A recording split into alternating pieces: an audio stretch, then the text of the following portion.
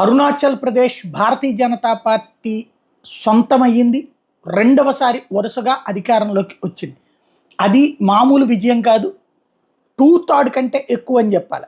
Final result తేలాక మొత్తం 60 సీట్లకు గాను 46 స్థానాల్లో భారతీయ జనతా పార్టీ గెలుచుకుంది. అలాగే భారతీయ జనతా పార్టీ 2019లో అక్కడ 41 సీట్లు వచ్చినాయి. ఇప్పుడు 46 సీట్లను గెలుచుకుంది. మరొక వైపున బీజేపీ మిత్రపక్షం 5 సీట్లు గెలుచుకుంది.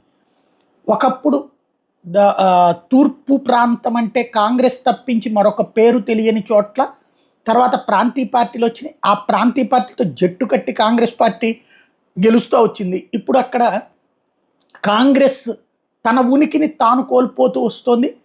లేటెస్ట్గా చూస్తే అక్కడ కేవలం ఒక్క సీటుకి కాంగ్రెస్ పార్టీ పరిమితం కావడం అరుణాచల్ ప్రదేశ్లో.